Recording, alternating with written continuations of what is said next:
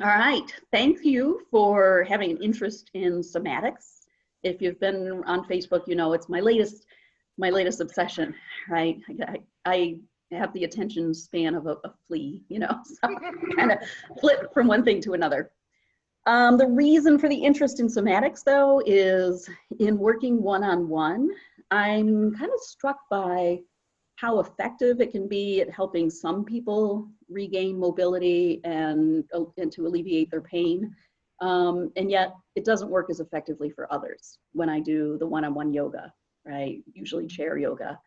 Oftentimes just movement, you know, gentle, easy movements done more frequently can do the trick, but not always. And so I got really intrigued about why. And that's what led me to explore somatics, okay? So I'm actually going to pop over to a PowerPoint, be all jazzy like. Try to not let me go more than half an hour. You know, I'm a college professor, so we're kind of notorious for, you know, having the ability to ramble on. So let me share screen and let me open up my PowerPoint. Let's see, I tested this out earlier. Let's see how this goes. Oh, there we go. Share. Can you guys see it? Yep. Yes, ma'am. Awesome. Okay. Let's dive right in. Oops. Dive right in. There we go. All right. So somatics, right? We're going to talk about the theory behind it. Uda, if you chime in with any corrections, feel free, right?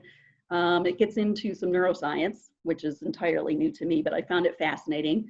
And it really does explain, you know, why this should work, right?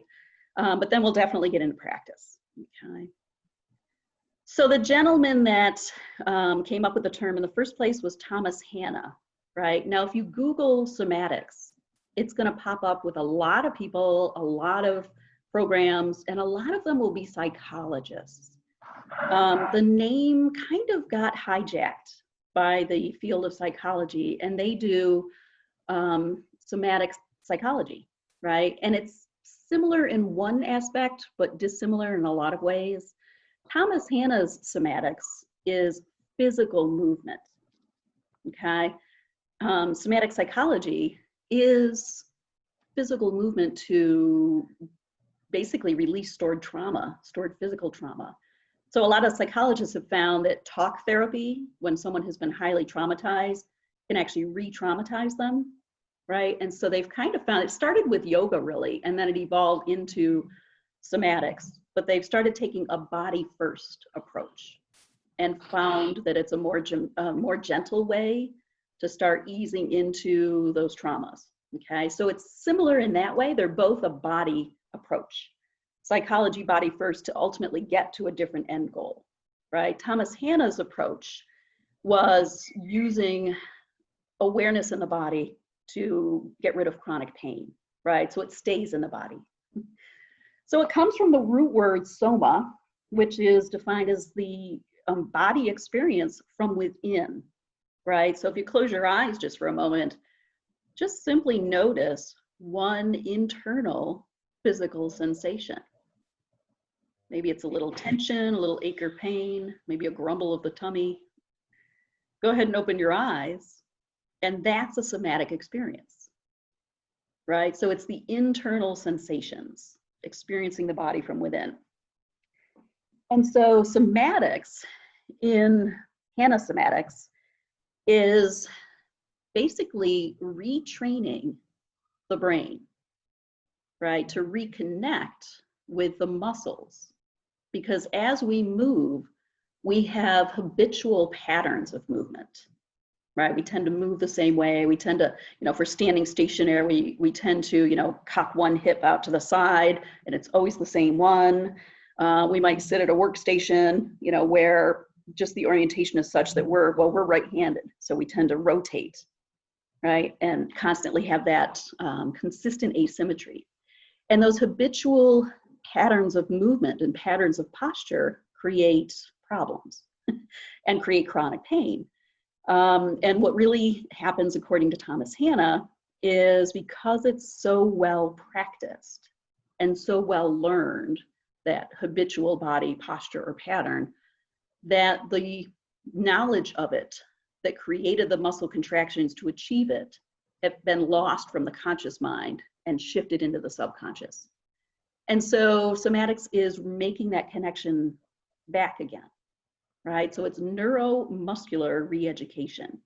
Neuro meaning brain, muscular referring to the muscles that are chronically contracted. So it's basically an education technique teaching you how to reconnect your subconscious contraction to your conscious awareness so that you can ultimately release the contraction and get out of the chronic pain. He is not the first person to explore this idea, right? I forget who said it. I was going to look it up before this, but somebody said, if I've seen farther than others, it's because I stood on the shoulder of giants, right? And Thomas Hanna stood on the shoulders of Frederick Alexander and Moshe Feldenkrais, right? And really kind of continued their work on from where they left off. Alexander came first, and he really dealt with posture. He was a stage performer, a theater actor, and he started to lose his voice, right? Started to have a grumbly tone and lose his voice, and it was interfering with his passion. And so he tried to figure out what happened, because it only seemed to happen when he was on stage. You know, his voice would be fine, and he'd get on stage and suddenly he'd get gravelly and then the voice would disappear. And it turned out to be postural, right? He started to examine himself in a mirror, and, in a stage setting, what was going on. And he was holding his posture completely different because of, nerves, the stage setting and so forth. And he found by recalibrating his posture, his voice problems went away. And then he started to work with others. Moshe Feldenkrais was actually a physicist who worked with Madame Marie Curie, and he was an award-winning physicist, worked in Germany. He was actually an Israeli. He was born in the former Soviet Union, and then he went and lived in Germany when things got ugly, because he lived, in the 40s. And he worked in Germany for a number of years, and then he moved to Israel. Okay, and he, was an award-winning physicist, had done a lot of research in physics, but he was also a judo, a judo person, a person who did judo. So he's very physical, but he screwed up his knee. And traditional medicine at that point really had nothing to offer him. And so again, it was really self-examination that led him to discover that slow, gentle, mindful movements seemed to teach him better ways to move that were less destructive on the knee. And he resolved his own knee issues. And then, he continued working in physics really for 30 years, but he kept working more and more and more in this other area, and finally just left physics altogether and established this center where apparently he was able to really achieve some pretty amazing feats, working with people with pretty profound movement challenges, okay? The difference between the two is Alexander worked mostly with posture, right? And Feldenkrais worked mostly with reflexes, which we're going to get into, okay? We don't mean necessarily reflex as you smack your knee and the lower leg jerks, right? But kind of whole body reflexes. They utilize techniques like number one, means whereby. That was actually Alexander's contribution. Moshe Feldenkrais came along with another advance and started working with kinetic mirroring. And then it was Thomas Hanna who added the third technique. So altogether, these are three techniques that are still used in somatics. And we'll get into what each of those means. But let's actually learn a little bit about the brain. Okay, so you can partition the brain into three separate parts, each having a kind of an overarching separate function. So the forebrain, the largest part, which is the front and kind of wrapping around almost to the back, is the cerebral cortex. And it's really the kind of big workhorse, right? It governs complex functions, complex thought, emotions, memories, judgment. And the key for this is it's that forebrain, the cerebral cortex, that governs voluntary physical movements. Okay, so bear that in mind. Then there's the midbrain. Notice it's grayed out, right? Doesn't stand out. That's because we're going to pretty much ignore it. okay? For our purposes, it's less important. It controls motor movement related to specifically the eyes and the ears. And then the hindbrain, again, is very important, the subcortex. This part of the brain coordinates autonomic functions fundamentals to survival. So breathing, right? It's automatic. It's part of our autonomic nervous system. If we had to think about breathing, we probably would die early because we'd lose our train of thought. Okay, that would be a bad thing. So it governs things that are automatic, but also in italics there, it governs well-learned activities. So think about the first time you learned to ride a bike. It was pretty awful, right? And it took a while, and it took lots and lots of tries and scraped knees and scraped elbows. It was challenging, right? And yet, if you get on a bike now, even if you're not someone who rides regularly, like I'm not, you know, but getting on a bike now is certainly not like the first time I got on a bike. And I know Sue's a crazy biker, cyclist. So to you, it's completely automatic, right? That function has shifted from being in the cortex, where it requires a lot of active, complex thought, back to the subcortex, where it's automatic.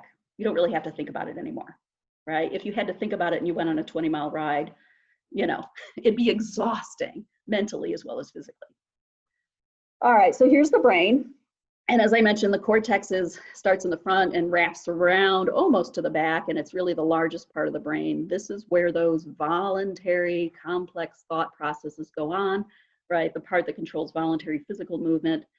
And then when things are really well learned, to the point where you don't really have to think about them anymore, it shifts down to the subcortex down here, right? And then over here is that midbrain that we can pretty much ignore for our purposes.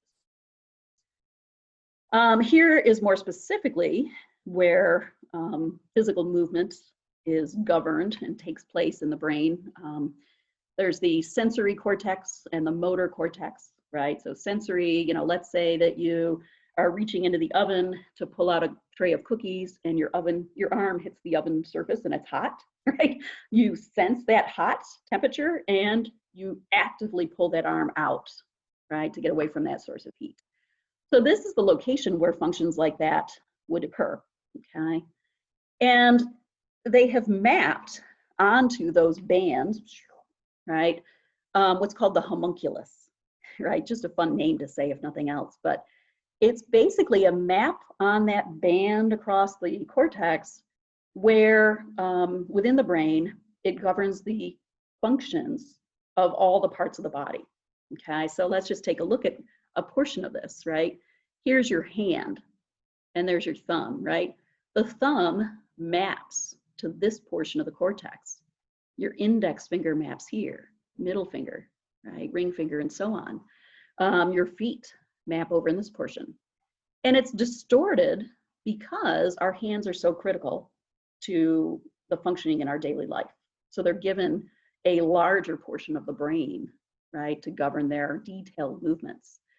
That's the homunculus, okay? So this is the part of the brain that controls active voluntary movement. All right, so the important parts of the forebrain and the hindbrain, in other words, the cortex and the subcortex. And what shifts a portion, oops, I think we lost Lisa for a minute. Let her back in. All right, what shifts a control of a muscle from the cortex to the subcortex is, oh, when I clicked on Lisa, it went away. There we go, is learning, right? So remember riding a bike. When you first tried to learn, it was very challenging, very slow. It seemed like 100 different complex tasks. Think about learning to drive a car as maybe an even better example, right? When you learned to drive a car, you couldn't even have the radio on because you were thinking, and that was, you know, sucking up some of that brain energy that you needed to focus on not running over the curb. And now, you know, some days you drive to work and you don't even know you did, right? You're like, you get there like, oh, I'm at work. So, which is a little bit scary to think about, but it's just become so well ingrained, okay? It's so automatic that it's now shifted to the subcortex. All right, so just graphically, right, learning is the process that takes those controls from the cortex down to the subcortex. And that's great because it allows us to do things smoothly, rapidly, right? Think about Sue's cycling, right? So she can pedal much more smoothly. She's not worried about, tipping over in front of a car. She can go faster, okay? And so it's really helpful that this function exists, except the shift in learning, moving control of our motors from the cortex to the subcortex, happens whether that shift is helpful to us or not, right? It's helpful that Sue doesn't have to worry about tipping over in front of a car, but it's not helpful if a contraction of a muscle has gone on for so long that you have lost awareness that it's still contracted. That's the whole root of what we're after, right? So Thomas Hanna wrote a book called The Myth of Aging. And, it's not to say that we don't age, right? The telomeres shorten, all sorts of physiological changes occur for sure. But he argued that a lot of chronic pain is not just something that should be accepted, but it's something that we could actually work to end, right? Because it's really just stored physical contraction of muscle. Okay, so that's really the root of what we're after. So that subcortex does wonderful things for us. That shift from the cortex to the subcortex makes our life, much more efficient. We move smoothly, we move quickly, we can accomplish many, many more tasks than if we had to think very intently about every single thing. But it's not always beneficial, right? It's not beneficial if some of those contractions of muscles stay permanently contracted because that shift has occurred and we're no longer aware the muscles contracted.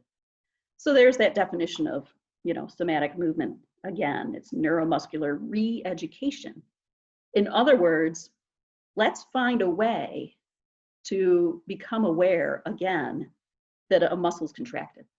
Because once we're aware of it, then we can release it, right? So it's no longer contracting, no longer causing physical pain, okay?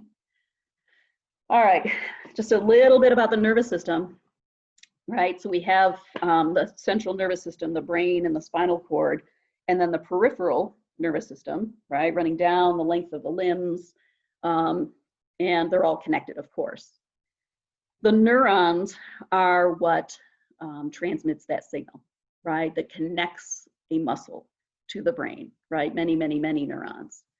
Each of them contains a dendrite and an axon. The dendrite is the part of the neuron that receives the signal and from the brain and transmits it toward the cell, okay? And the axon transmits the signal away from the cell. Oops, I had it backwards. Dendrite is actually gonna receive the signal and transmit it toward either another neuron or muscle or gland, okay? Why does it matter for our purposes? Well, because remember, that shift from cortical awareness of a contraction to subcortical awareness is the problem. And when you zoom on down to the level of the muscle, what that really means is the brain thinks there's no contraction of the muscle, but down where the neuron is sending signals to the muscle fibers, there's a contraction, right? And that the brain is just simply not aware of it anymore. And it becomes really important, especially from the point of view of a yoga teacher, right? It becomes important because, oops, oh, sorry. The name of this lost awareness is sensory motor amnesia. I'm not a fan of the name. I don't even tend to use it, but Thomas Hanna gave it a name. But the reason it's important from the point of view of yoga is stretching, if you have this already contracted muscle, is counterproductive, right? We have built in a stretch reflex where if you stretch a muscle too far, it will contract to protect itself. And if you've already got contraction that you're not aware of, you're gonna trigger that stretch reflex even more quickly, right? And so it's counterproductive.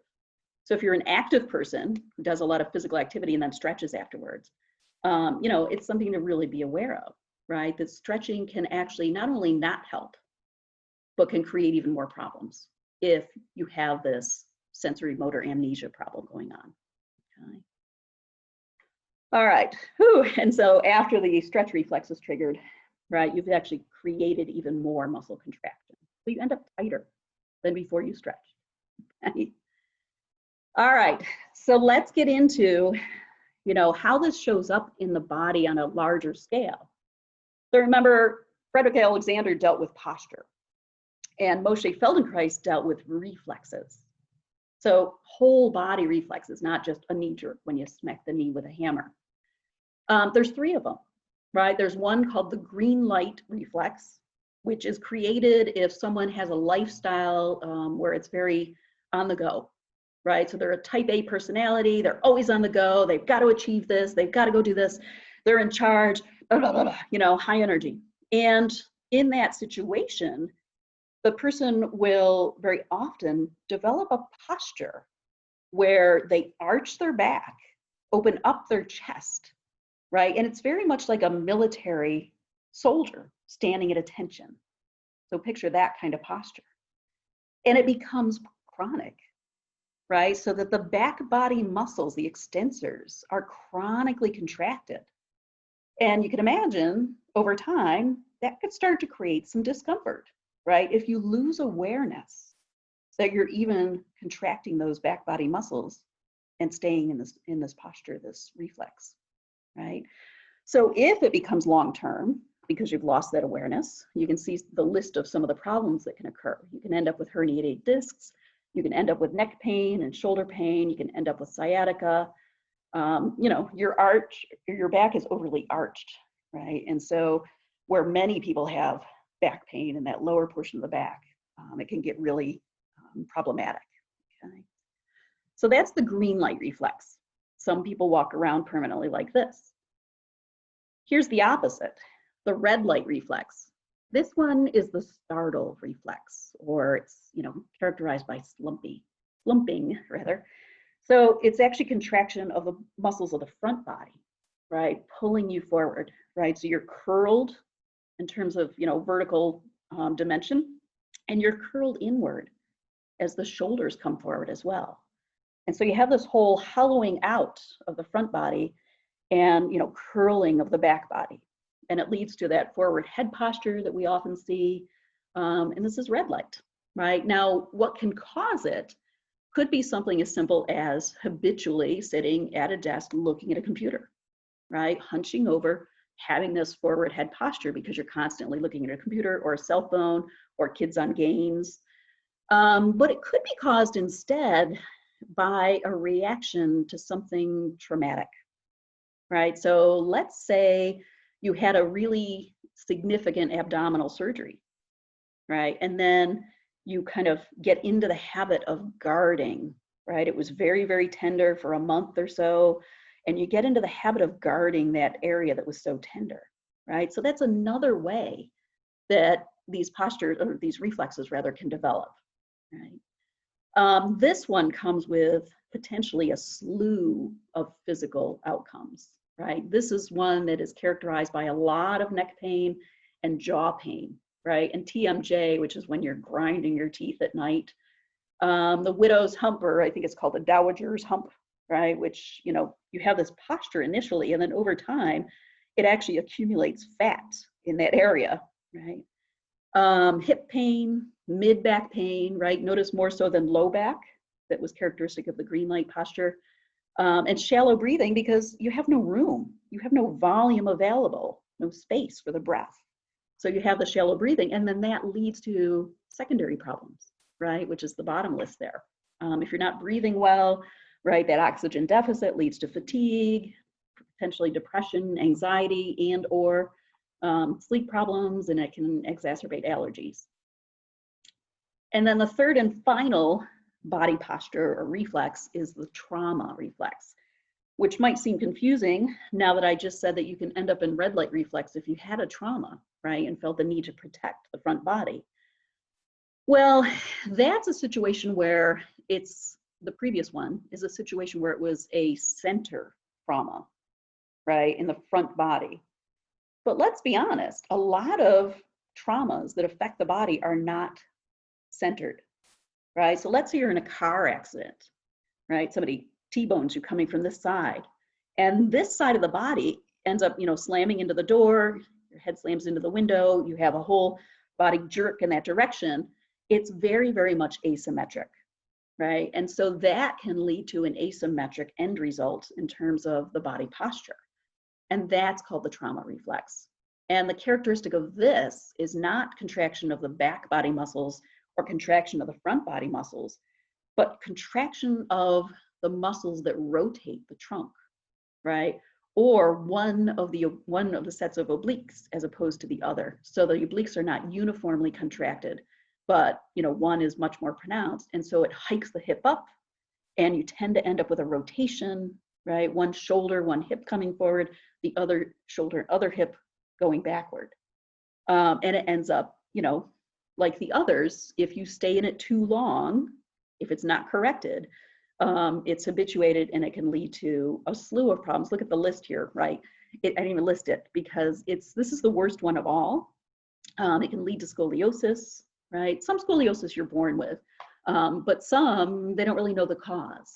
And Thomas Hanna would argue that it's the result of chronically holding muscles in an asymmetric body position, okay?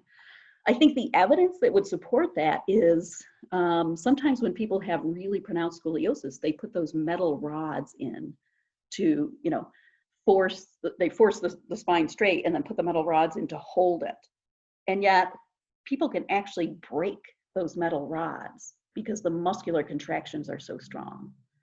Uda we'll share a discussion of this over a beer maybe, or a glass of wine. You can tell me what you think, but you can imagine this asymmetric body position. Think about walking with this asymmetry. A lot of people have been told they have one leg shorter than the other.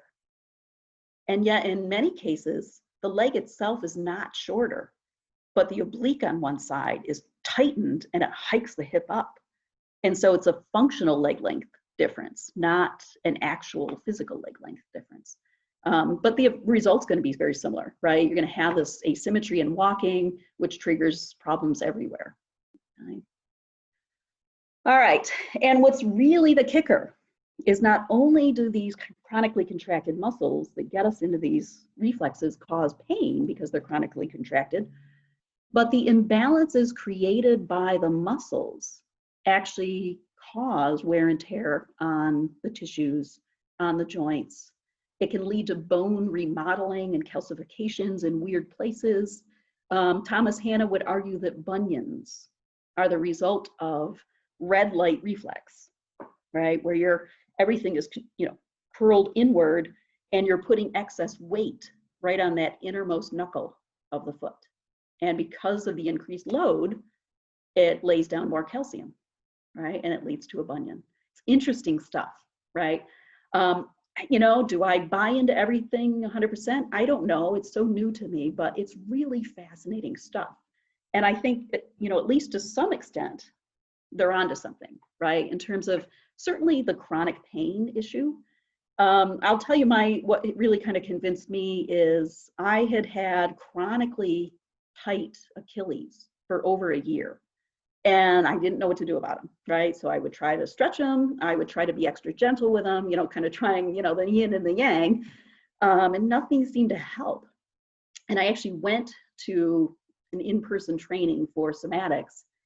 And by the end of that 3-day training, my Achilles felt great. And it really has not ever come back other than maybe just slight, but now I know what to do. And so that was really pretty remarkable in my mind. It got me really jazzed. I was already jazzed before, let's be honest, but now I'm really jazzed about it. So interesting stuff.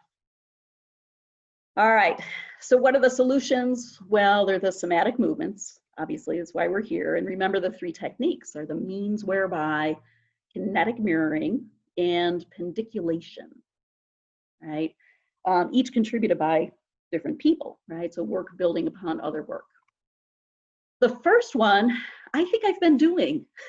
So when I do one-on-one chair yoga with people who, are just really struggling to move, we do a lot of this means whereby, which is extremely slow movement really focusing on the physical sensations, right? And so that's all it is just move really slowly, but focus with a lot of awareness on that sensation. Because when you think about it, the goal is trying to take that subcortical, you know, control of the contraction back to cortical awareness. And it's really difficult, you know, just take your arm straight out, and it's really difficult to lift the arm up slowly without paying attention to it, right? If you just take it up quickly, it's done and over and you don't pay any attention. But the slowness forces the awareness. The kinetic mirroring is actually a hands-on practice. And so all of these, the Frederick Alexander, the Moshe Feldenkrais, and the Thomas Hanna stuff has both, you know, self-controlled physical movements and a hands-on practice that goes with it. I have not done any of the hands-on stuff. I'm not really interested in the hands-on stuff because that takes me into a whole different kind of practitioner. I'll leave that to others, okay? But the basic idea is kind of neat, right? If you have a chronically contracted muscle, let's say the obliques, right, on your right side, you know, they're contracted, so they're pulling you over to the right. And the hands-on practitioner would actually make you go even closer, right? Bringing the hip and the armpit even closer together. And so it's, you know, it's basically intended as a way to change what the axon, the signal at the axon, right? And to bring that awareness back through the entire neuron network back to the brain. I haven't done any of this, and we won't do this today. Here's what we'll really focus on. This is the addition of Thomas Hanna, pandiculation. And the term actually comes from the veterinary world, right? So doctors working with animals, and animals pandiculate all the time. Who owns a pet? Who has dogs, cats, pigs, you know, you name it. Okay. Dogs and cats. Yeah, and you've probably seen your pet pandiculate. Carter does it every single time he gets off the couch, right? He does exactly what that dog in that lower couple of photographs does, right? And I joke because, you know, it looks like he's doing yoga, right? So there's a beautiful down dog and a beautiful up dog. And when they're doing that, right, the argument is they're not actually stretching. What they're doing is a full body contraction and then release, right? And that's pandiculation, but specifically a contraction and a very slow release against gravity. Why is that against gravity so important? Because it just demands more mental awareness, right? So that's really the key, is just find a way to make your brain more aware of that movement, okay? And so that's a lot of what we're going to do today. So we want to get away from, according to these somatics specialists, we want to get away from static stretching because it actually makes the situation worse. And instead, there's a kitty, just to not be biased, right? Instead, we want to pandiculate. All right, so there they are again, right? The early fellas that started this work. There's our techniques. And as I have already mentioned, each of them actually contributed a piece of this puzzle, okay? So with that, let me just say, people are clearly looking for solutions. Lots and lots of people live in chronic pain, and there's lots of reasons for chronic pain. So not, you know, please don't let me send you away thinking all of it is chronic muscle contraction, but it's a portion of it, right? So, you know, people are looking for answers to their chronic pain, and at least some of it could potentially be addressed through these techniques. All right, that's all I have as far as my lecture portion, and we'll get into some practice. But before we do, are there any questions?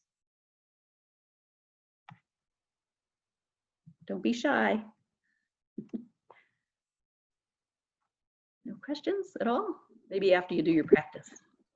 So yeah, would this be the kind of thing that, like, I do have some bursitis, I've been told, in one hip that occasionally, for different reasons at different times, will end up bothering, but it's not all the time. But when and it's not really something that can easily be fixed or addressed. So I'm wondering if this might have some impact on that. It'd be worth trying.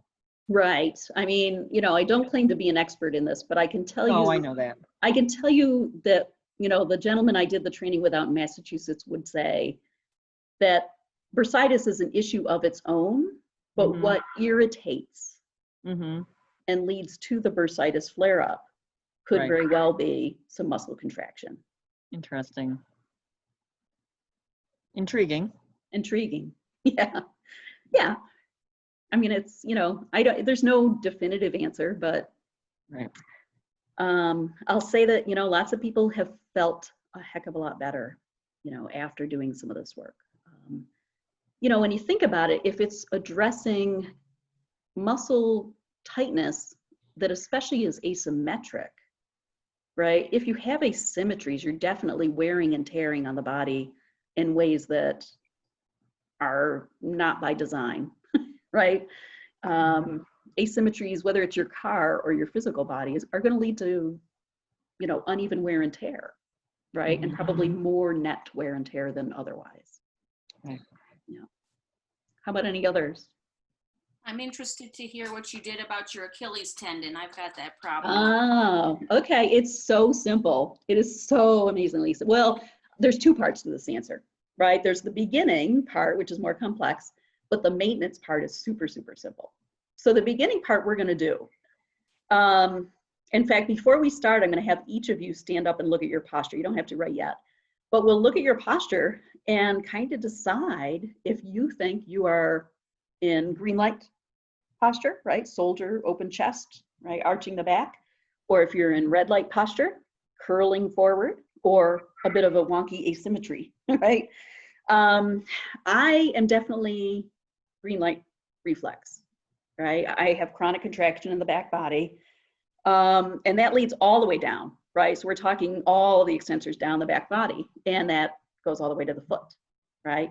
So that leads to the chronic Achilles. And there's techniques where we're going to contract the back body and slowly lower against gravity back down towards the front body.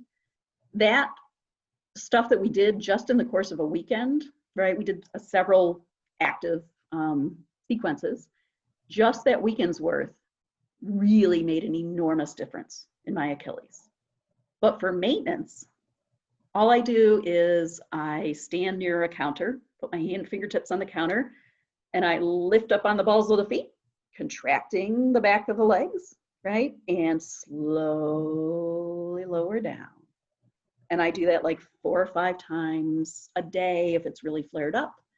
I haven't had a flare up in a long time, and I tend to do it in the bathroom as I'm brushing my teeth, because I have a counter there, and that's when I think of it, So, but it's so simple, but I think it took that kind of heavier dose of the weekend working on the full, and that's the key really, is you don't want to just work those Achilles, because if the entire back body is contracted, it's just going to come back, right? So you've got to rid yourself of the full body reflex and then fine tune with the individual issues. Does that sound reasonable? Okay. Anyone else? Megan, Lisa?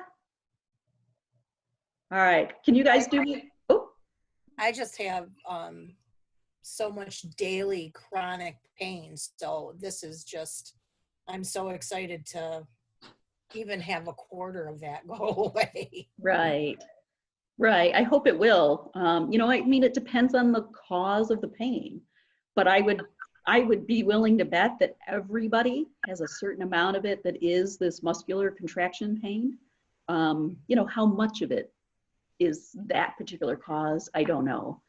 But it's so gentle and so simple that it's not going to cause any harm. And so it seems like it's worth, giving it a try.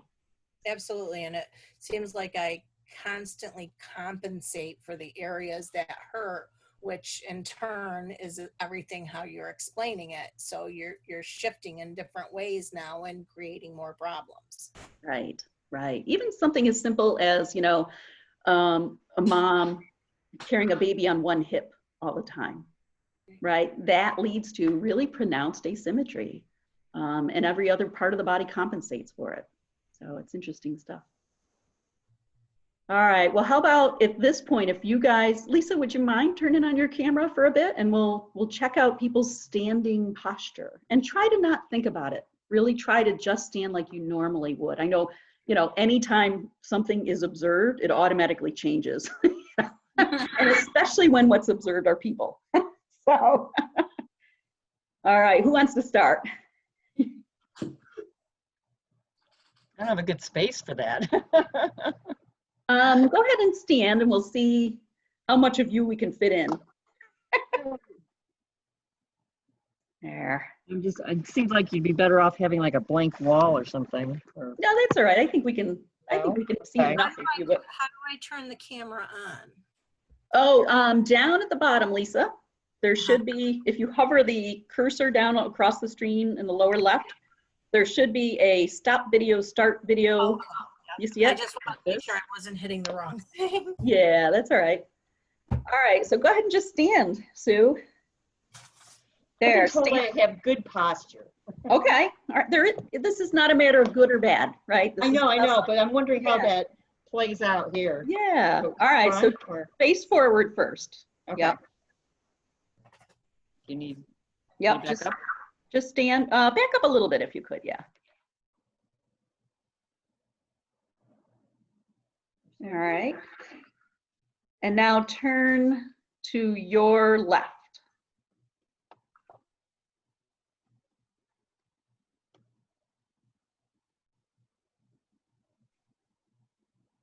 All right. Does anyone notice any asymmetry Asymmetry? or any, you know, forward curvature or backward arching? What do you guys think? It's so small, I can't really make it out. It is. Yeah, it is very small. You have good posture, Sue. It's my former ballet stuff. Is that what it is? Actually, ballet dancers brutalize their body usually. Yeah. Okay, so what I noticed is it looks to me like your right shoulder is slightly lower. Oh. Okay, just tiny bit. See? And it looked to me like you have slight red light reflex. Okay, Oh. not a lot.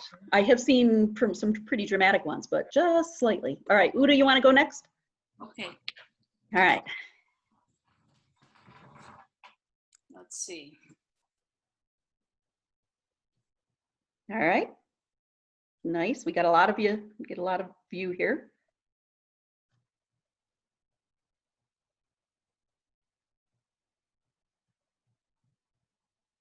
All right. Can you turn to your left?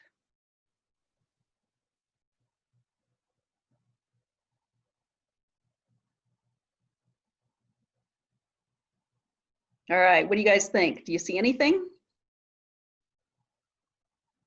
I think I'm a sloucher. You think you're a sloucher?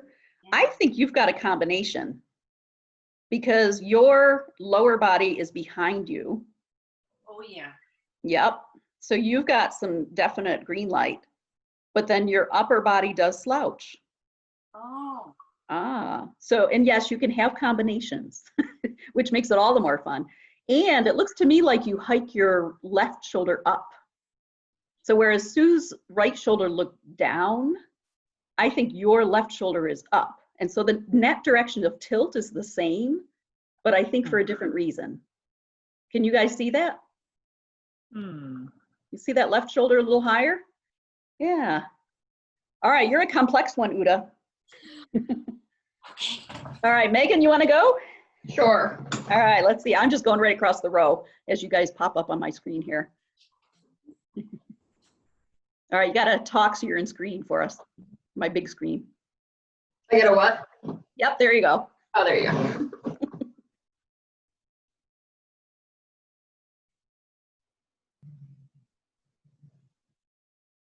All right, turn to your left.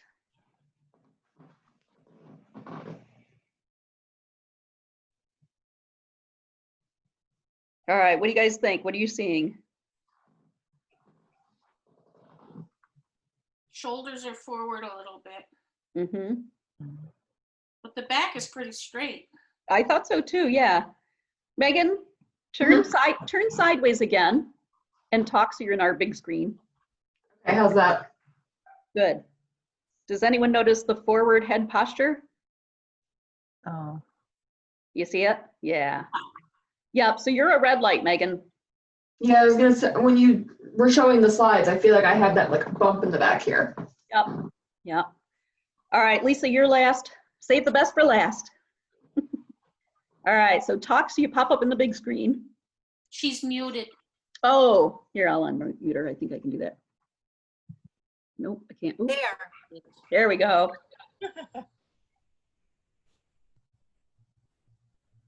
All right, stand normal. I know, that's She's weird. cheating. Did you guys see that? She's so cheating. She All was right. throwing her chest out. Turn to your left for us and talk again so you pop in the big screen. Okay, I'm at my left. Here, talk again nice and loud. I'm at my left now.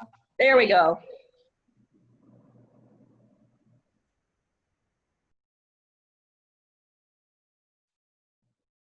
All right, turn forward for me again. Okay, now I'm forward. All right, I don't see side to side asymmetry, but do you always carry your head tilted up? I do because of my neck injury. Okay, I noticed it tilting up, yep. And it looks like your shoulders are in odd position. Yep. Not uneven, but I can't really figure out what they're doing. Are they This- back? Nope, I think they're forward. They're a little. forward. Yep. Okay. I think they're forward. a Yeah, little. they are. Yeah, now they definitely look forward. Don't, yeah, when you exaggerate them. But yeah, they're forward and your head is obviously tilted up. And it looked to me like it wasn't just, it looks like a longer term thing because your head's tilted up and it looks like the back of the neck sinks, or the back of the head rather sinks into the neck. I've had a couple neck surgeries. Okay. So I got a plate and I got screws and everything in there. So I Yeah. think it's compensated, you know, just to go Sure. constantly Okay. where I don't hurt. All They right. Like this. Oh, okay. All right. Well, the practice we're going to do addresses front body and back body and side bodies. So we got you all covered. Okay.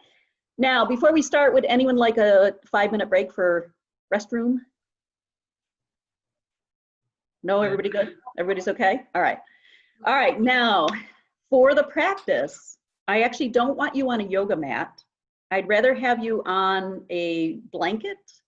If you have a hardwood floor or linoleum floor, you might want a couple of blankets or fold it, right? Give yourself just a little bit of comfortable padding, but not a whole lot. But the purpose of the blanket is we're going to be sliding limbs across the surface, right? And with a yoga mat, you can't slide, right? It's sticky. So find yourself your location.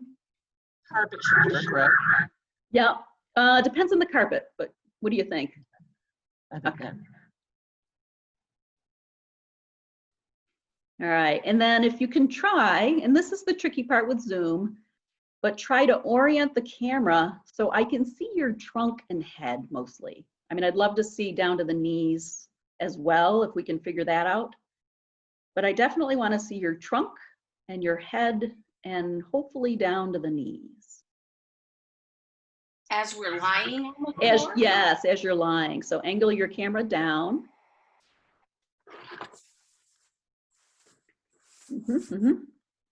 There we go. All right. And Uda, can you turn that blanket? Can you turn that blanket the other direction?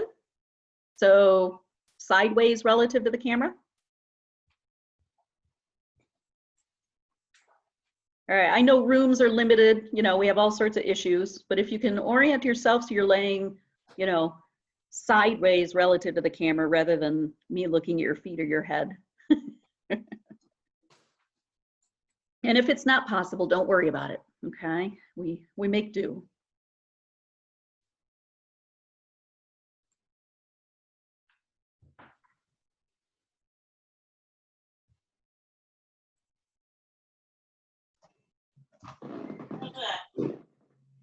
All right, Uda looks great.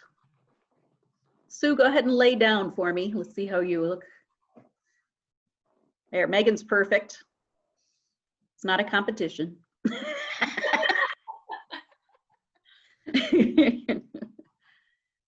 All right. Yep, I see a lot of you. And Lisa, talk for me so I can see you in the big screen for a minute. Here, I'll unmute you.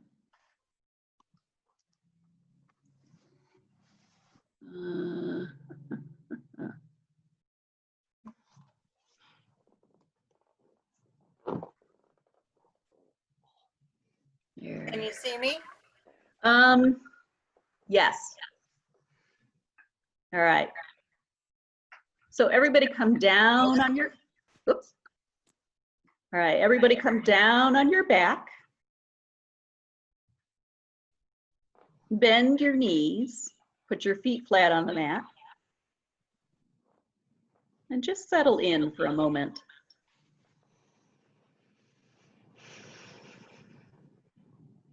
Just start to slow the breath down a little bit.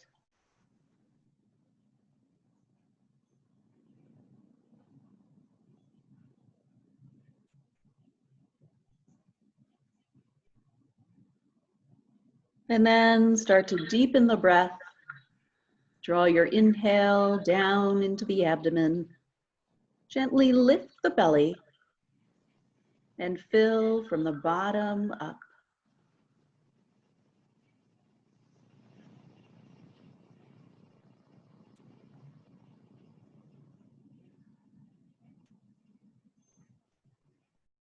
Okay, the first thing we're going to learn is just the flatten and the arch, or the arch and flatten. And so imagine your pelvis as a rolling pin that you would bake with. Imagine the handles come out from your pelvis to the sides right where your hands are. And after your next exhale, with your inhale, start to roll that rolling pin forward towards your feet. Let the low back arch upward, fill the belly with breath, and keep it very gentle. Go only as far as is comfortable. And then with your exhale, slowly let that rolling pin come back. Let everything return to neutral. And pause at neutral.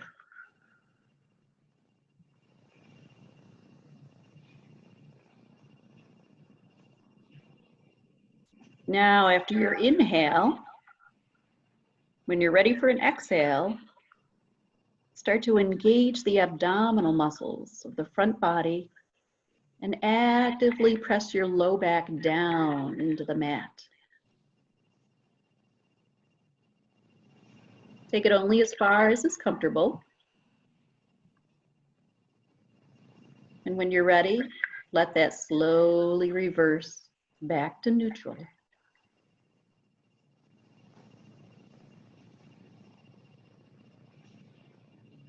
Again, pause at neutral, and we'll do it again. So after your exhale, with your next inhale, again, slowly roll that pelvis forward.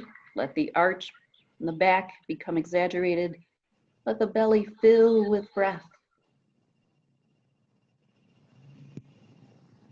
And then very slowly let it come back to neutral. Pause at neutral, fully release the muscles.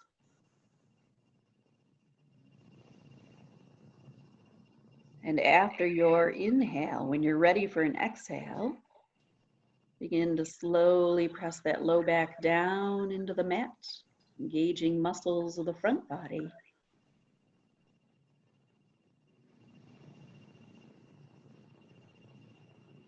And let it slowly return back to neutral.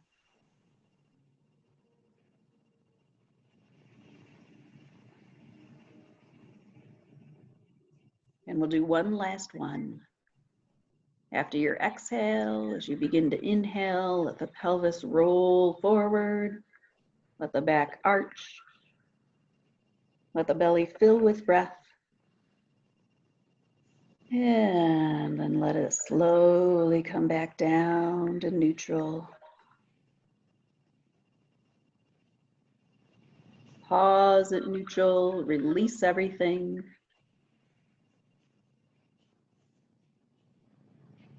And after your inhale, no rush, whenever you're there, as you begin an exhale, engage the muscles of the front body. Start to gently press that low back down into the floor. And let it very slowly release back to neutral. Pause.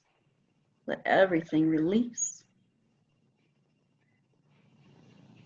That was the arch and flatten.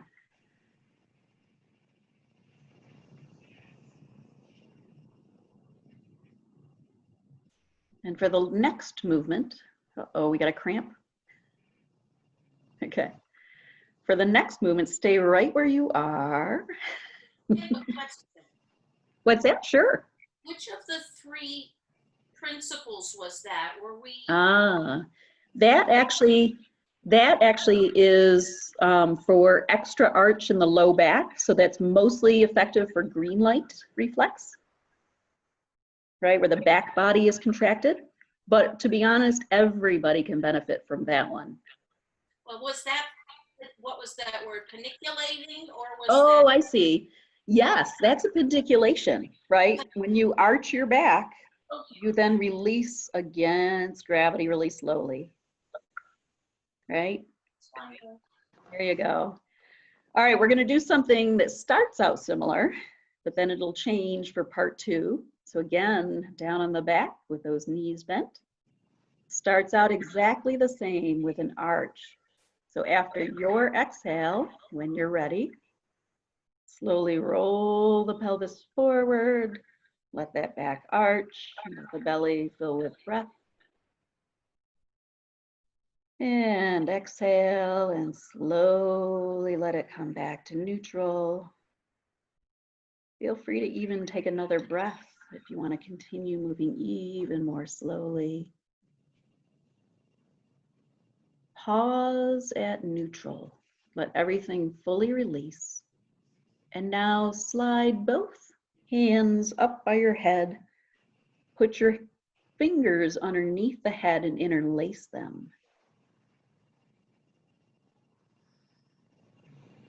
Draw the elbows forward, pointing to the ceiling. And then using the muscles of the abdomen and chest, not the arms, not the neck, not the head. Just like we did before, after an inhale, start to engage the muscles of the front body.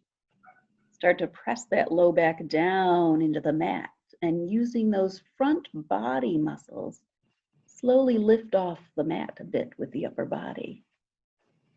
So remember, we're not pulling the head, we're using the abdominal muscles and muscles of the chest to lift a bit. Does not have to be high. And then very slowly lower down. Take your time, keep the elbows up. Keep the elbows pointing ceiling. Yep. And now take another inhale. As you exhale, draw those elbows toward one another, engaging the chest muscles.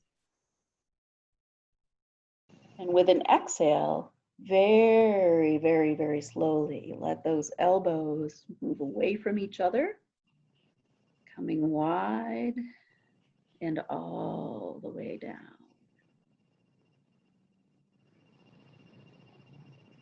And when you're there, pause and fully release. I'm going to do it again. So keep the hands there. After your exhale, start with an arch. So again, very slowly and gently roll the pelvis forward. Let the low back rise. Let the belly fill with breath. And very slowly exhale that down, back to neutral. And make sure that you stop and pause at neutral and fully release. After an inhale, when you're ready, draw the elbows toward the ceiling. Start to engage the front body muscles. Push that low back gently down into the mat. And start to lift the upper body using those front body muscles, not the arms. Doesn't have to be high. And then as slowly as you can, lower back down, but keep the elbows ceilingward. Once your back is fully down, draw the elbows closer to one another. That lifts the outer shoulders off the floor a bit. And when you're ready, slowly exhale those elbows slowly, slowly out to the side and down. Take your time. Stay in control the whole way down. Pause, release fully. And if you were down way before those comments, for this next one, go even slower.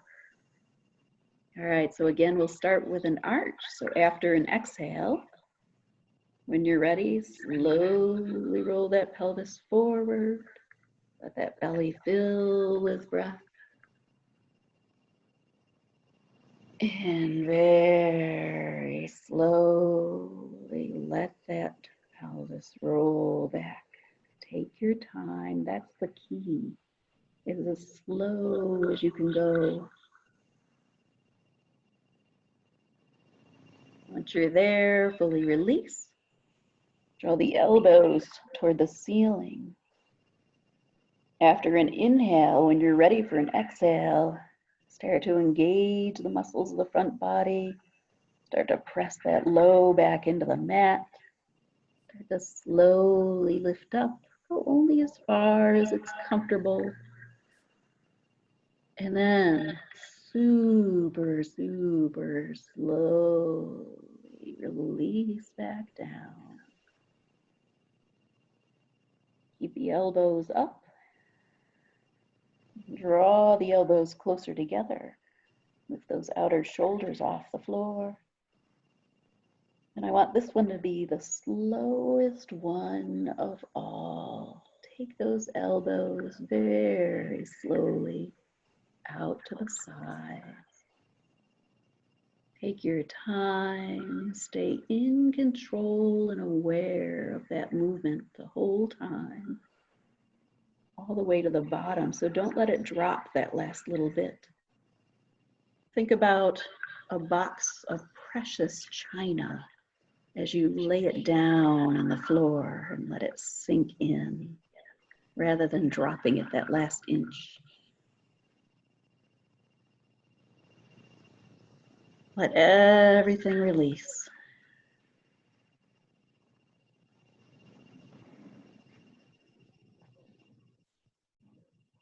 Now, leave the right hand under your head. Slide the left arm out from underneath. Draw the left knee in and grab that knee with the hand. And we're still going to do the same thing. So again, we'll start with an arch. So after an exhale, when you're ready, slowly roll the pelvis forward. It may not go very far, so don't force it. It's okay. Just let that low back lift even a bit. Fill the belly as best you can with breath. And more importantly, let it come down super, super slowly.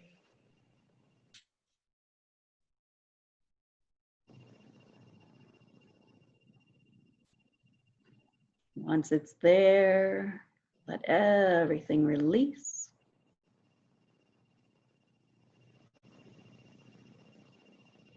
And after an inhale, when you're ready for an exhale, start to press that low back down into the floor. Start to engage the muscles of the front body. Start to slowly lift the upper body up just a bit. And again, it doesn't have to be high. And very slowly, let it come on down.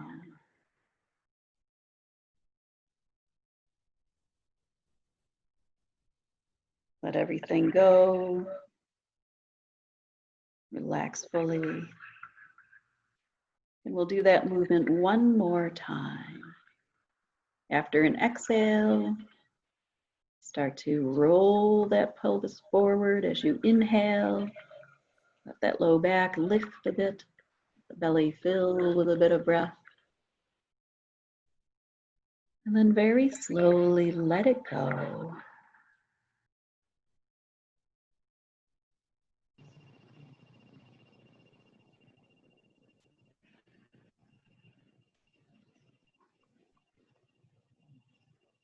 When you reach your bottom, take your time. Once you're there, let everything release.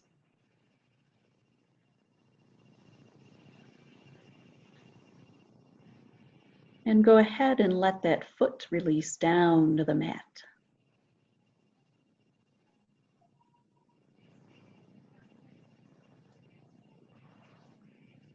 Take that hand up under your head. Take the left hand up under your head and slide that right hand out, and we'll do the other side. So bring that right knee in, grab it with the hand, and we'll do another arch and curl is what these are called. So after your exhale, when you're ready, start to roll the pelvis forward. Let the belly fill with breath. Let that low back lift off the floor. And very slowly release it down.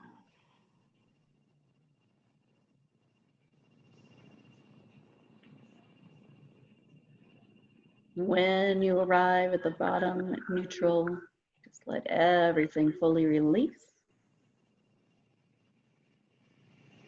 And after an inhale, when you're ready for an exhale, start to engage those muscles of the front body. Start to press that low back against the mat. Start to slowly lift that upper body. Remember, let the body do the work, not the arm, not the neck. The arm can offer a little help, right, because your head is heavy. And slowly release down. Take your time, go slow, stay aware of the movement. And remember, don't drop it at the end, but control it all the way. Let the body just melt into the floor.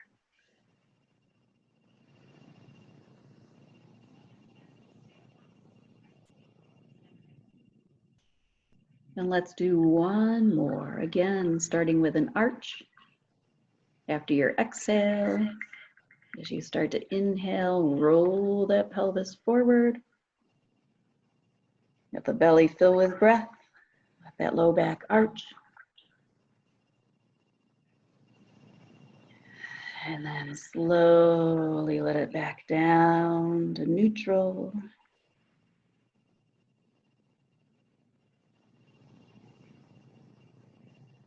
Be sure to pause at neutral, fully release. And after an inhale, when you're ready for an exhale, try to engage the abdominals, press that low back down. Start to curl the body upward.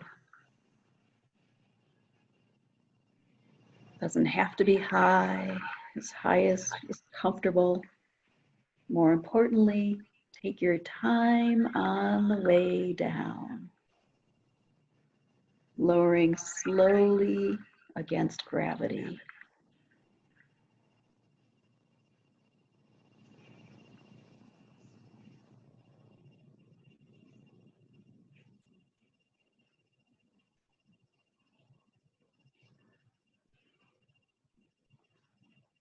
At the bottom, let everything fully relax. Go ahead and release that knee and let the foot come down on the mat. Just pause and notice how things feel.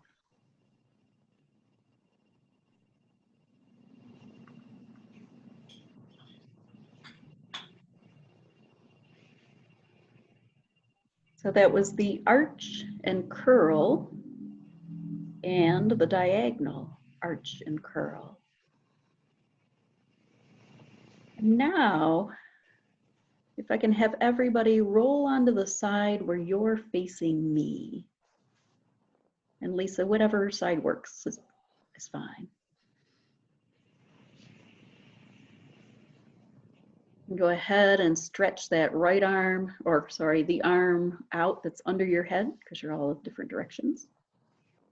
Go ahead and rest your head right down on that arm. Bend your knees 90 degrees. So the thighs are at 90 degrees from the body, and the lower legs are 90 degrees from the thighs. And now we're going to do a side arch, but we're going to break it apart and do only the upper body half, then only the lower body half, and then we'll combine it. So take your arm that's on the upper side of you, away from the floor, and reach it up and drape it over your head. And if you can, tuck that hand under your head so that it's about at your ear.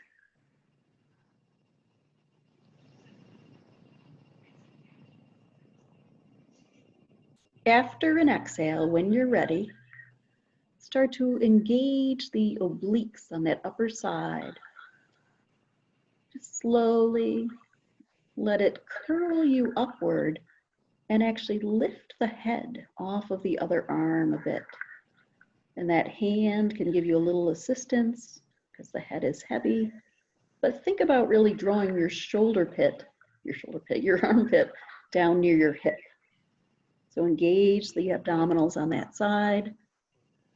And then slowly lower down. Stay aware of the movement. Stay in control of the movement. Take your time.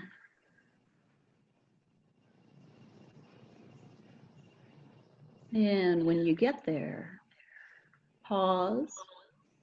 Let everything fully release.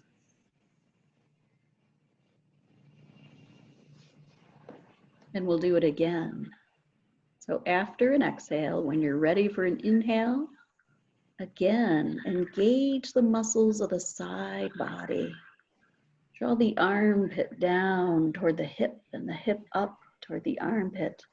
And let that slowly lift the head. So it's not, again, the neck, it's not the arm, it's really the obliques. And then very slowly, very, very slowly, try to lower down. Take your time. Try to make that release as smoothly and slowly as you can. The more slow you can do it, the more effective it'll be.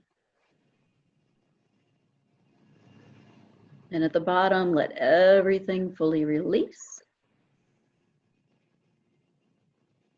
And now we're going to leave the upper body and do only the lower half. So now, keep the knees together, but start to lift the upper foot so that the knee is like a hinge in a door. And you're opening a door by lifting that upper foot. Doesn't matter how high you go, but keep those knees together and notice what muscle engages to lift that foot. And then very slowly lower that foot down. Try to go as slowly as you can. I want to slow you guys down a bit more. Okay, slow. And when you reach the bottom, let everything release. Let's do that lower body half again. So when you're ready, start to lift that upper foot, keeping the knees glued together. Come as high as is comfortable. And then really, really slowly lower it down. Take your time. Stay in control the whole way down.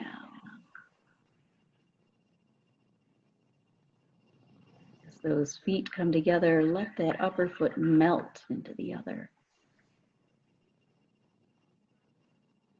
And now we're going to put the upper body and lower body together. So after an exhale, when you're ready for an inhale, start to engage the obliques. Feel that muscle. Let it draw the upper body up and start to lift that foot with the knees glued together. Remember, what's doing this lift is the obliques. Go only as high as is comfortable, and then very slowly come back down. Slower is better. Take your time. Try to keep it smooth. Stay in control all the way. And at the bottom, just fully release. We'll do this side one more time. After an exhale, when you're ready for an inhale, engage the side body. Slowly lift up. And Lisa, if your neck is bothered by this, go ahead and rest your head.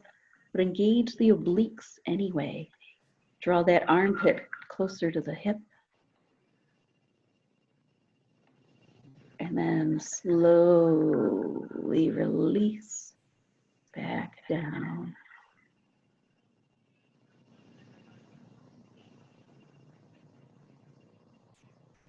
And once you're there, let everything melt in. Let everything relax.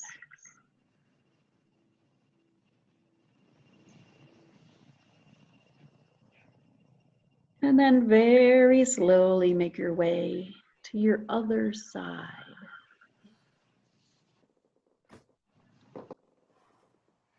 And now that you kind of know what you're doing, I don't care if you face me or if it's easier, you can face away. Judge it by your space.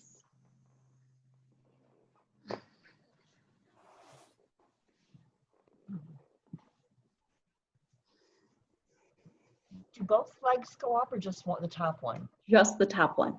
Oh, I did it wrong. Okay, sorry, I didn't see that. Yep, just the top one. So go ahead and stretch that bottom arm out and use it to let your head rest fully on it.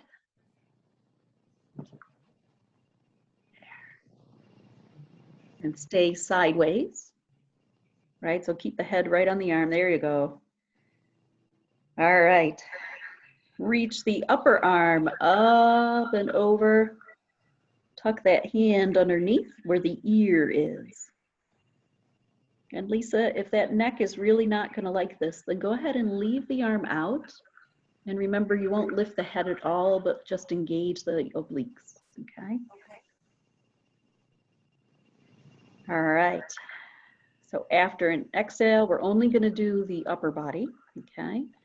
After an exhale, engage that upper oblique and slowly draw the armpit closer to the hip. Let that upper body start to lift. Does not have to go high. More importantly, slowly lower it on down. That's the key, is that slow lowering is the work, right? The lift is not the work. It's that slow, controlled lower. When you're there, let everything fully release. Pause. We'll do that upper body one more time. So after an exhale, when you're ready, no rush. Again, just slowly engage the obliques. Draw that shoulder, that armpit down to the hip. Lift only as far as is comfortable and very, very slowly release the obliques and let that upper body come down.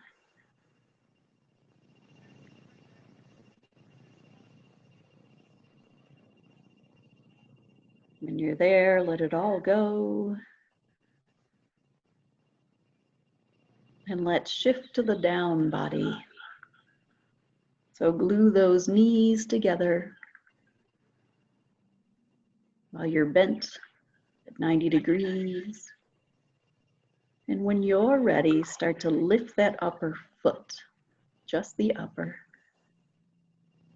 Like the knees are a hinge in a door.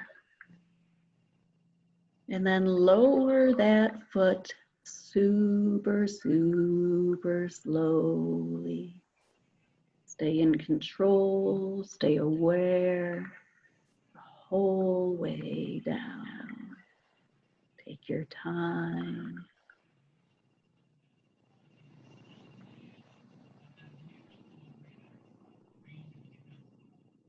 Think about that box of china. Control it all the way down and let it just melt into the surface beneath. Pause, let everything release. And when you're ready, slowly lift that upper foot again, using the knees as a hinge. Take it as far as is comfortable. We just need to feel the muscles engage. And then take it down again, super, super, super slow. Stay aware, stay in control the whole way down. Let it melt in. Once there, let everything release. And now we'll put it together, the full body movement. So after your exhale, after your inhale, when you're ready for an exhale, engage that side body. Bring that armpit closer to the hip. Let that hinged foot open. And bring it all down as slowly as you can.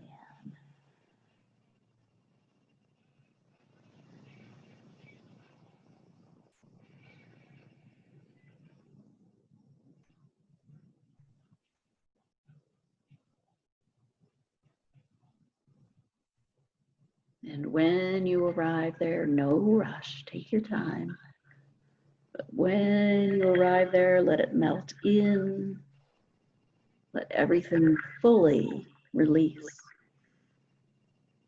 Before we do one last one, full body. So after an inhale, when you're ready for an exhale, again, begin to engage the side body. Draw that armpit down to the hip and lift that foot. And make this one your slowest one yet. Take your time, stay in control of that descent. Remember, that's what rewires the neural networks, the connections between the neuron at the muscle and the cortex in the brain.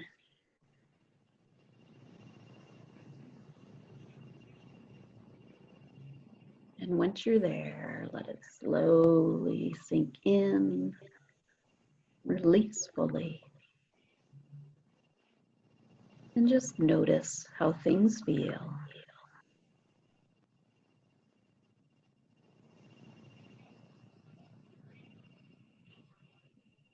We've done our front body. We've done our side bodies. And so now roll over onto your belly.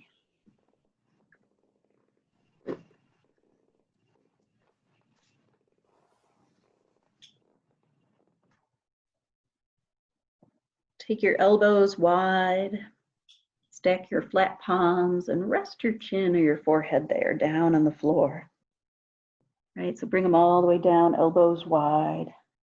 Rest in what we call in yoga, crocodile. And just notice how it feels.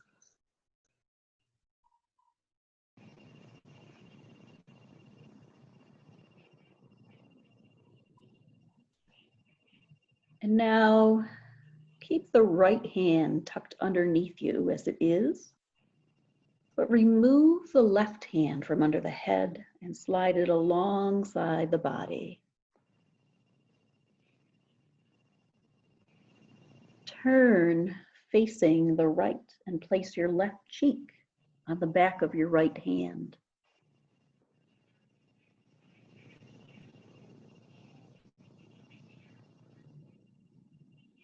And again, this is a compound movement, and we're going to break it apart first into the upper body, then we'll do the lower body, and then we'll combine them. So first, keep the head and hand down and only lift the right elbow. Take it up as far as is comfortable, but notice what muscles engage to lift that elbow. And very slowly bring it back down, taking your time, staying in control and aware all the way down. Think of the fine china, control it the whole way, and then let it melt into the floor beneath.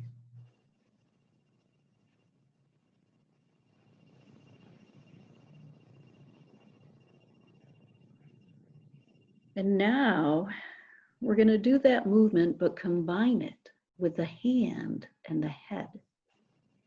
So keeping the back of that right hand glued to your left cheek. Start by lifting again only the elbow,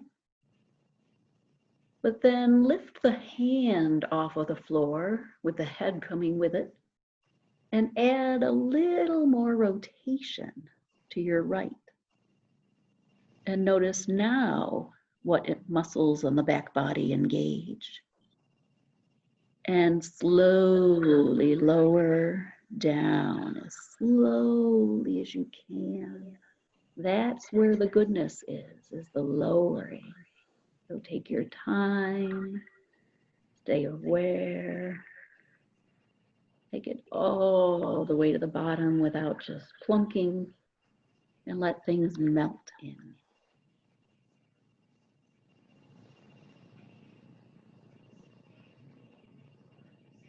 And now we're going to leave the upper body and move only the lower body. Engage your left glute. And as you engage your left glute, keep your left leg straight-ish. There can be a little bend for comfort, but let the engagement of the left glute lift that left leg up off the mat.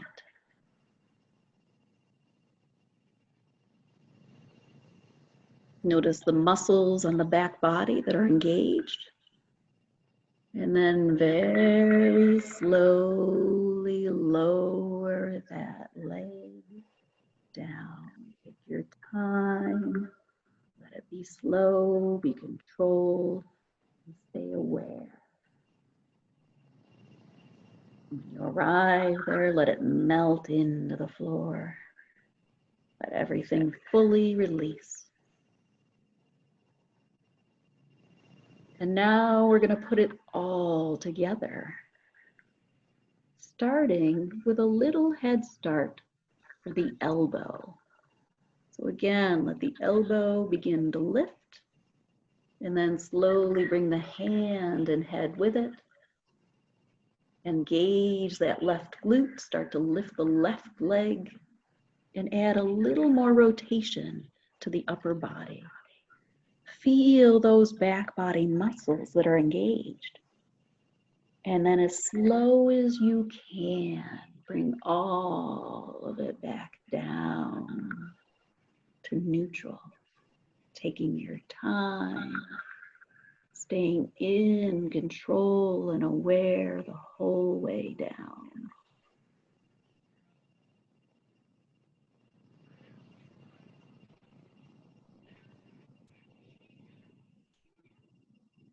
And when you arrive there, let everything melt in.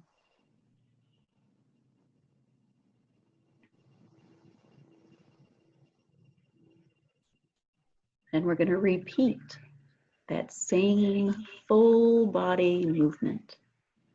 But again, give a little head start to the elbow. Then begin to lift the hand and the head. Engage the glute, start to lift that left leg. Feel the back body muscles. And then slowly lower down. Keep it as slow as you can.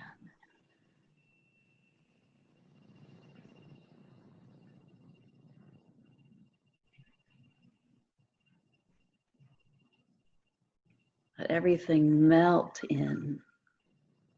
Let everything release. Just notice.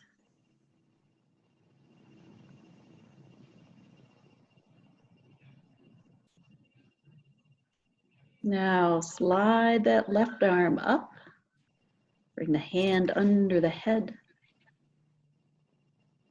And slide that right arm down alongside the body. Turn your head to your left so that your right cheek is resting on the back of your left hand. Same pattern. We'll start with just the upper body. Start to let just the elbow lift off the mat.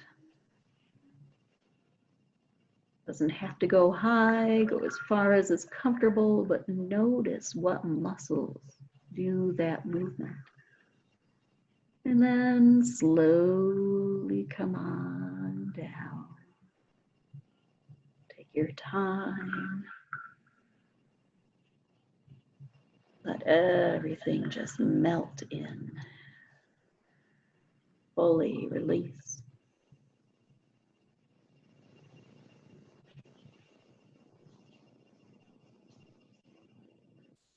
Now we'll add the hand and the head along with the elbow. So let the elbow get a head start, starting to lift off the mat. Keep the back of the hand glued to the head and lift both up off the mat. Feel the muscles on the back body engage and add a little rotation. And then slowly, slowly, slowly begin to make your way back down. Take your time. Let it melt in. Let everything release.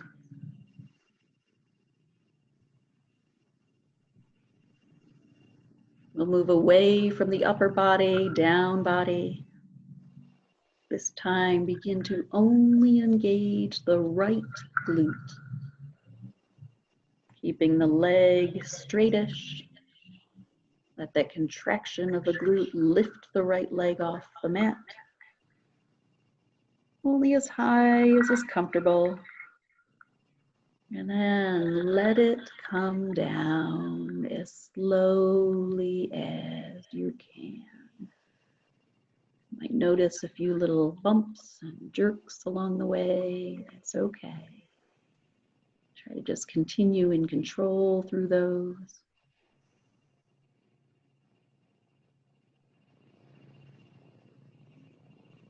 Let it fully release. And now let's combine upper body and lower body in a full body movement. The back lift. Let the elbow get a little head start. And then lift the hand and head with it. Start to engage that glute. Lift the leg. And then make this one super slow as you lower on down. Stay in control. Stay aware. Think of that china.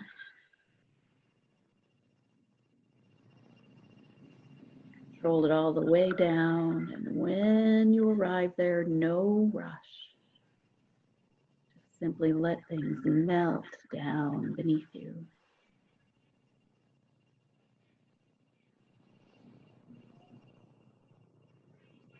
And one last movement.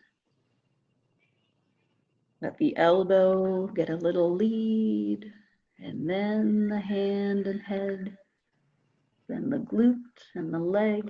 Add a little more rotation. Feel the muscles of the back body. And then as slowly as you can, the slowest one yet, release your way back down.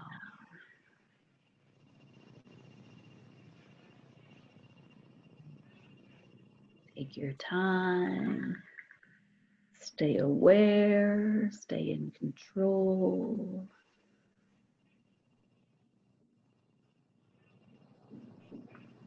Let everything just melt in.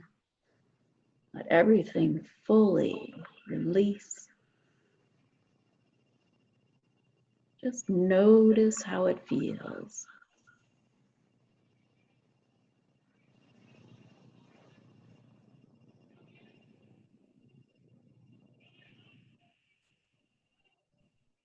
Keep that left hand under your cheek.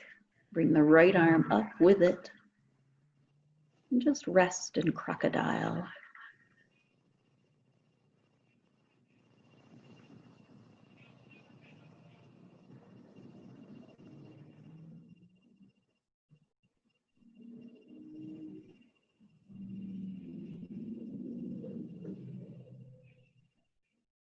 And then taking your time, as slowly as you like, begin to make your way back up to seated. No rush.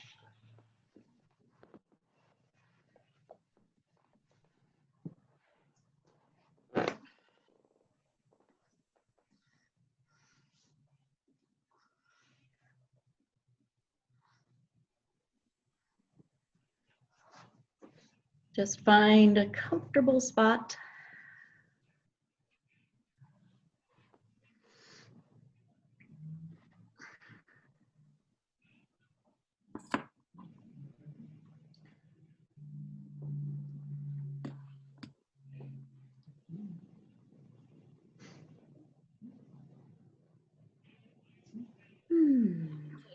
I'm super mellow just watching you guys.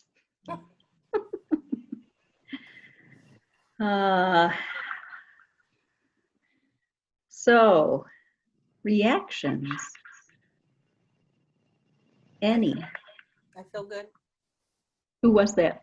Lisa. Oh, Lisa, you feel good? All right. So that neck issue popped up, but that's a perfectly fine way to opt out of that and just still engage the obliques. Did that work for you? Yes. Okay. How about the lifting backward? Did that hurt? Was that okay? It's on my right side more than my left side. Okay. You can always go less. Yeah. Right? We are overachievers. We tend to go full bore. You know, you only need to contract the muscle enough that your conscious cortex knows it. Yes. Okay. Right? The subcortex already is holding on to some contraction. You have to activate this. So you don't need much. You just need to know that you've contracted. Okay, so it can be pretty small. And I think, you know, with a neck issue especially, go small. Okay. And in the future, I might have you bring like a folded towel, right? Because in some movements, that's helpful to support the head a little bit with that. Okay. Any other reactions? I had a surprising amount of tension in my neck, but I have a feeling it's because I've been using weights recently and doing weight movements, and I don't know if I Yeah. just have some really tight muscles, but it was like on the verge of cramping, and it was really uncomfortable. It looked to me like your entire body was on the verge of cramping, where your legs were about to too, right? Because you kept Couple bending. times, not as much as I was really aware of tension Right. and great fear, but like I Yep. said, I've been doing weights lately, so Yep. So the same thing that I was discussing with Lisa would apply. Let's say you did a heavy duty weights day, right? Mhm. Give the neck a rest. And instead, like in that side curl, just engage the obliques and draw the armpit close to the hip, right? Without the lift. Oh, right. Okay. So you can really Right. just shorten that side body without that lift of the head. Right. Yeah. It's just funny. One of the stretches that I've been doing, there's this mirror thing my sister has, and one of the guys that does a stretching routine is one where you fold your arms in front of you and drop your head, and you do a heavy body. It's like a hang Mhm. down the front, and that is so restorative. I don't. This Right. feels a little bit like that. Yes. You know, it's funny because I actually kind of got in an argument with the trainer. I know that'll surprise you. Because I made the argument that if you are in a stretch with gravity, right? So your upper body is being pulled by gravity and pulling deeper in the stretch. You are mentally releasing that contraction. You know, I mean, he didn't buy it. He didn't agree with me, but you know. No, I can see that. That's one of my favorite opening stretches to start with. Right. Just let gravity hold the weight of your arms hang down by your knees. It's fabulous. Right. I mean, the way I teach yoga is mostly gravity stretch, right? Rather than pulling into a stretch. True. And I really think that it's gentle enough that it's allowing time for that connection to be made, but I don't know. Obviously a difference of opinion. So, but yeah, you are tight. I mean, it's not surprising because you work out a lot, right? Yeah. And so you need something to counterbalance that because working out will make you tight. I remember when I was stretches. Well, be careful with the stretching, right? Even in yoga, I hate the word stretching. Oop, we got Uda back. She left for a minute and she's back. But I don't let my yoga practitioners even use the word stretch because when people say that they stretch, what they usually mean overwhelmingly is they overstretch and trigger the stretch reflex. So use the breath to slow you down and to make you pay attention to that internal sensation, right? And so think about it as letting the stretch happen. So it's more like relaxing into it. Yes. Be a way to think of it. Yes, like absolutely. Yeah. And then you take that second exhale and you can go that little bit further without pushing. Yeah. Yep. Perfect. So do that the entire time. Right. Right. Don't make a stretch happen. Let a stretch happen. Right. If you can think about it that way and use that breath. Okay. But yeah. Uda, are you back? I don't know if she's back. What happened here? Oop. Muted. Yeah. I don't know if I don't even see her. I can see her, but she's muted. Oh, I don't see her. Where'd she go? Maybe she's over here. Oh, there she is. All right. Any other reactions? What'd you think, Megan? I rarely will get like a muscle cramp on the outside of my hip, like upper thigh. And I've never figured out what movement triggers it because by the time it like pinches, it's gone. Right. But when we were lifting the knee, I could feel it getting that spot. Right. Yeah. So you probably get those cramps because it's already holding on to some tension. Yeah. So I would say practice it, but don't pull it up as high, right? So the knees stay glued together, but the foot comes up. So the knees are like a hinge, but just bring it up. You only need enough to feel that contraction. So it can be slight. and then practice going really slowly down for that release. Okay. But what else? Any other thoughts on it? I think it's definitely something worth trying. With my arthritis, I'm always finding new things that are tight or bugging me. So I'm kind of open for anything that's, you know, Right, not having to take a Tylenol. Right. Yeah, I hear that. Yes. Speaking of arthritis, what'd you think, Uda? I'd like to have a handout. I'm not going to remember all of these moves. Oh, well, sure. Yeah. Yeah, definitely. But what was the reaction? How did it feel? I feel good. And You very feel good. Yeah. Did anybody find it mentally taxing? Other than wanting to rush through it. I know. It was such a struggle. It's so against, it's so against your personality, you know. I know. But some people actually find this just really mentally exhausting. Really? It's that awareness, that paying attention to every little detail. And some people actually get a little nauseous. Anyone have any nausea? I did a little bit when we were laying on our stomachs, but I've had like some heartburn flaring up today, so I just assumed it was more that. Right. It sounds like it probably was, but yeah. But sometimes the movements themselves can create a little bit of a nauseated sensation. So in that case, the woman I just recently was working with, her shoulders were very, very tight, and it was shoulder movements lying down. And so I said, you know what, just do them seated, you know, and they worked really well seated. So, you know, thankfully that was an easy fix. But yeah, it happened in the training too. One of the other trainees got very nauseous.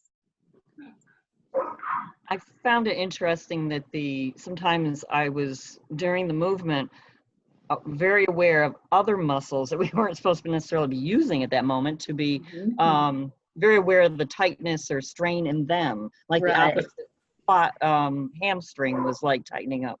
Right. Okay. All right. Well, you talked about your posture, right, before this. If you remember, you know, if you were kind of red light curled forward or green light, right, engaging the back body. You know, did you notice, like, if you're red light, we did that forward curl, right? We were lying on our back. We engaged the muscles of the front body. They're already tight. And so what you want to do is tighten them more to the point of conscious awareness, and then consciously release it, right? Remember that basic principle.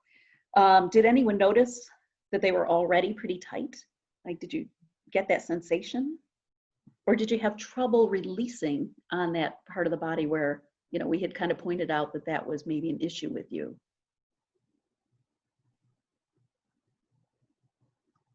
Or did you encounter any bumpiness during the release? Yeah, I thought the release was like jerky. Yes. Okay. All those little sticky points and bumps and jumps, those are kind of the dead spots, right? The lost awareness, the somatic, what does he call them? SMA, the term I don't really use, but somatic movement. Motor amnesia. Oh yeah, somatic motor amnesia. Thank you, Uda. Yes. Yeah, so they would argue that those little jumps are where you've lost control of the muscle, right? So there's several little ranges within the larger range of movement of that muscle. That's where you have lost some control and you have that chronic contraction, right? And the more, that's where I felt it was harder to go slower. yeah. Because you're doing slow and you're like ding, ding, ding, like a speed bump. And yet that's where it's most important to go slow. And it just takes practice, right? Because the more you do it, the smoother it'll get, because you're slowly regaining control of those little dead zones, right? The sensory motor amnesia spots. Right? For me, it felt like it almost got bouncy. Like it would go down, it would get stuck, and it would like bounce up a little and then come back down. But that was like a fast movement. Okay. Yeah. So the bounce is like a recontraction, saying, I don't want to let go. Right. Yeah. All right. Yeah. It's just practice. I can tell you that in yoga, I've infused some of these. And one of the movements we do in yoga now pretty frequently is, you know, inhale one shoulder up. Everybody join me, actually. Ready? So inhale the right shoulder up, up, up, up, up. And then let it come down slowly. and notice if it's smoothly gliding or if there's some bumpy zones.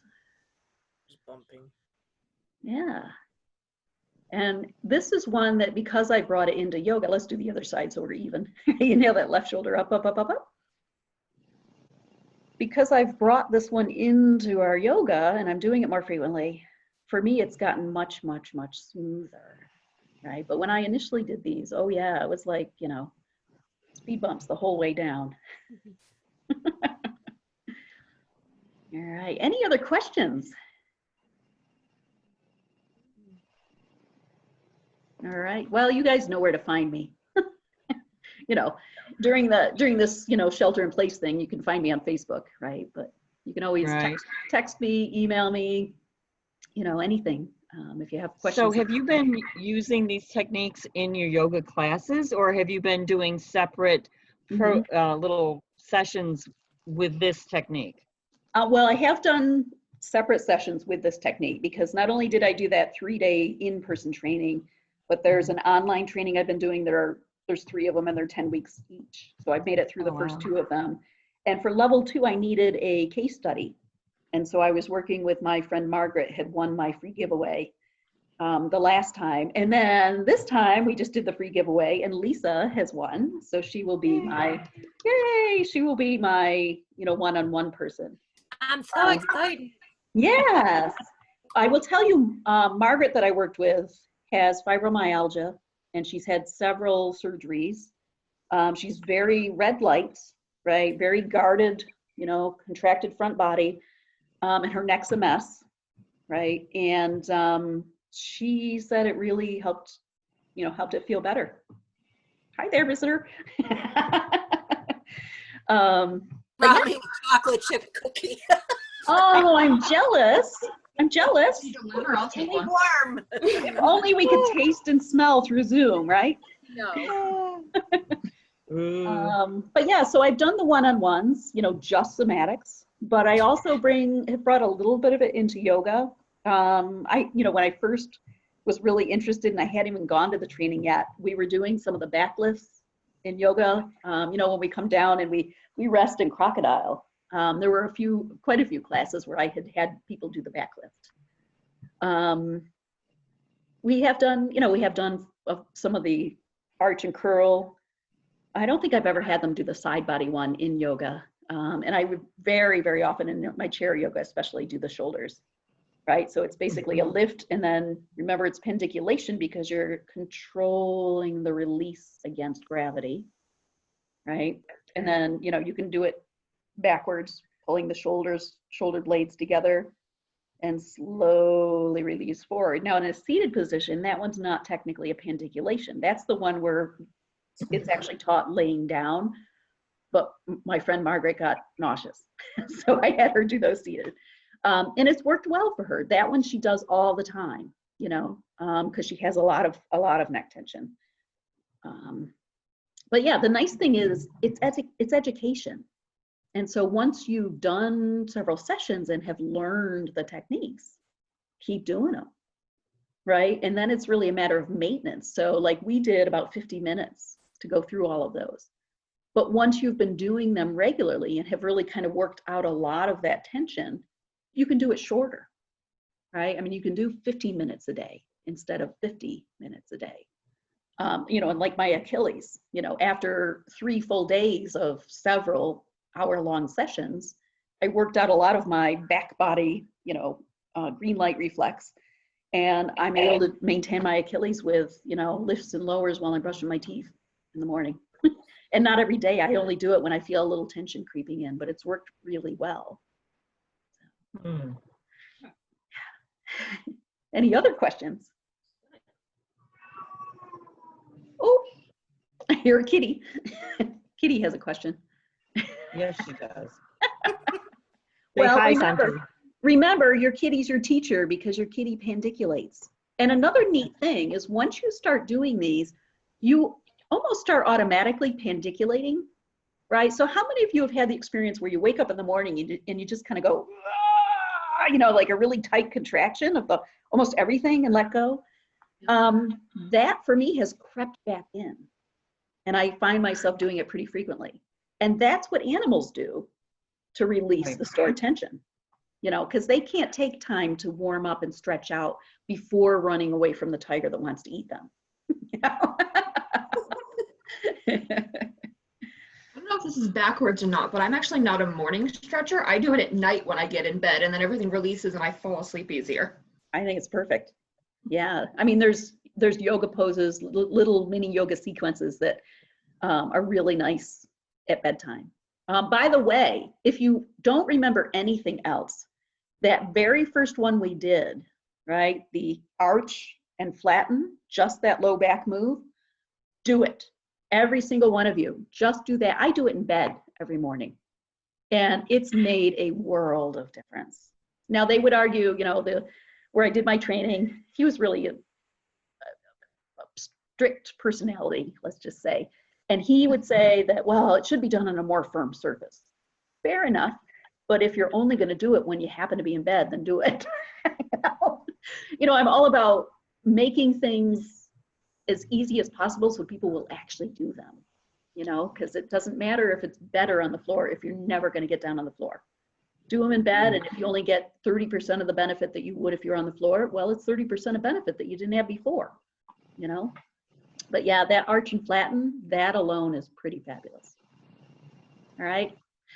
I will be offering, you know, probably Zoom sessions in the future, so keep an eye out and join me again. Okay. Thank you so much. All right. And if you have questions, just fire them off. You guys know where to find me. All right. Sure do. Yes. Thank you so much. Thanks, Sharon. Thank great. you. Thank you. Have a great weekend. Yep, you too. Bye-bye.